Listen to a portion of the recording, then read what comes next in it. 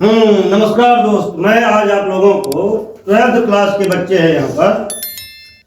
तो 12th class में आप देखिए हिस्ट्री की बात मैं कर रहा हूँ। 100 नंबर के का एग्जाम होता है जिसमें कि 50 नंबर ऑब्जेक्टिव और 50 नंबर सब्जेक्टिव।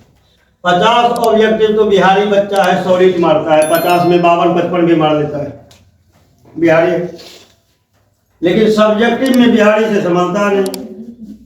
हाल फिलहाल बिहार टीचर का एक एप्लीकेशन वायरल हो रहा है, एप्लीकेशन लिखने नहीं आता है।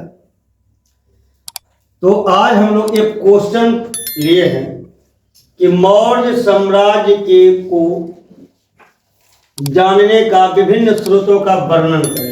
तो आखिर मान के चलिए यह प्रश्न 5 नंबर का है, तो कैसे इस प्रश्न को लिखें कि एग्जामिनर हमें 5 में से 5 नंबर या बहुत ज्यादा काट ले, हर्षई कार, दुर्गई कार, कोमा, फुल स्टॉप में तो 4.5 नंबर दे दे। और गुरुकुल में ये बात आप लोग जानते होंगे, हिस्ट्री में बच्चे लोग हिस्ट्री, पॉलिटिकल, ज्योग्राफी में 97, 98 ये सब नंबर लाते हैं। वो सपोर्ट करता है आपका सब्जेक्टिव। तो सब्जेक्टिव में लिखने का सबसे मेन रीजन क्या है, सबसे पहले आपको तैयार करना पड़ता है इंट्रो, जिसको हम लोग कहते हैं भूमिका।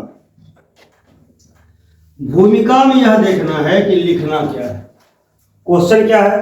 क्वेश्चन में देखिए टर्म क्या सब है। पहला है मौर्य साम्राज्य, उसके बाद विभिन्न स्रोत, 2 कीवर्ड।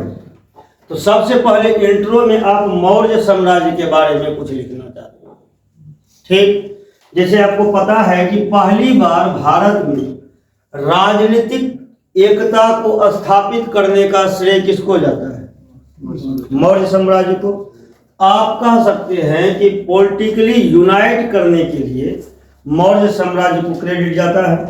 आप इंट्रो में पहला लाइन लिख सकते हैं कि मौर्य साम्राज्य भारत को राजनीतिक एकता के सूत्र में बांधने वाला एक पहला राज्य है, या इसको आप अपने हिसाब से शब्दों में ढाल सकते हैं। यहां पर आप इनके संस्थापक को लिख सकते हैं कि चंद्रगुप्त मौर्य थे। और अगर आपको चंद्रगुप्त मौर्य का टाइम पीरियड पता है तो ब्रैकेट में आप टाइम पीरियड लिख सकते हैं, ठीक। उसके बाद इनके इस वंश में 3 अच्छे राजा हुए, बिंदुसार और अशोक। इन तीनों का नाम शामिल करते हुए आप बाद में यह लिख सकते हैं कि ये सारी जानकारी हमें, चाहे चंद्रगुप्त हो, बिंदुसार हो या अशोक हो, यह सारी जानकारी के लिए हमें विभिन्न स्रोतों पर निर्भर रहना पड़ता है, जिसका वर्णन निम्नलिखित है। इंट्रो बन गया, बन गया। अब जो वर्णन आपने कहा कि वर्णन निम्नलिखित है, उसमें क्या करना है कि अब उसको बांट देना है पुरातात्विक स्रोत में और साहित्यिक स्रोत में, ठीक है।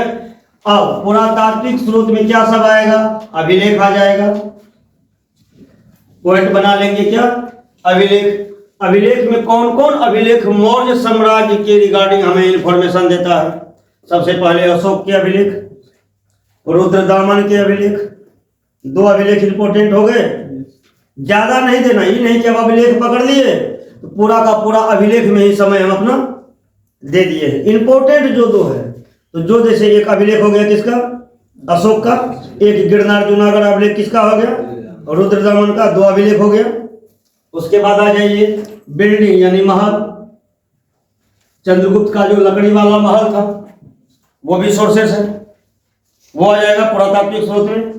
तीसरा आ जाएगा क्या, सिक्का। और चौथा क्या आ जाएगा, मूर्तियां। नहीं आ जाएगा, यक्ष यक्षिणी की मूर्तियां, ये आ जाएगा। और इसको क्या किया, हल्का सा 2 लाइन में डील कर दिए, ज्यादा नहीं। जैसे अभिलेख के बारे, अभिलेख लिख के डील किए क्या कि मौर्य साम्राज्य की विस्तृत जानकारी हमें अशोक के अभिलेख से प्राप्त होती है। न केवल अशोक के अभिलेख से, बल्कि गिरनार में रुद्रदामन का जो अभिलेख है उससे भी हमें मौर्य साम्राज्य की जानकारी प्राप्त होती है। महल, चंद्रगुप्त के महल के जो अवशेष है, हाँ, चीनी यात्रियों ने उन अवशेषों को भी अध्ययन किया है, पुरातत्वविदों ने भी उनका अध्ययन किया है, उससे भी हमें मौर्य साम्राज्य की विभिन्न कलाकृतियों का भी पता चल जाता है। फिर आ जाते हैं किसका, सिक्का। सिक्का। सिक्का से भी हमें मौर्य साम्राज्य के बारे में पता चल जाता है। मूर्तियां, यक्ष यक्षिणी की मूर्तियां, कलाकारी की पता चलेगी। उसके बाद आ जाएगा कौन, साहित्यिक स्रोत। साहित्यिक स्रोत में कौन सा आ जाएगा, सबसे पहले चाणक्य का इंडिका, सॉरी चाणक्य का अर्थशास्त्र, मुद्रा राक्षस, विशाख दत्त का मुद्रा राक्षस, शूद्रक का मृच्छकटिकम, और एक विदेशी साहित्य ले लेंगे कौन, मेगास्थनीज का इंडिका। ये सारे स्रोत हमारे क्या हो गए मौर्य साम्राज्य के लिए। अब लास्ट में आ जाएंगे क्या, निष्कर्ष।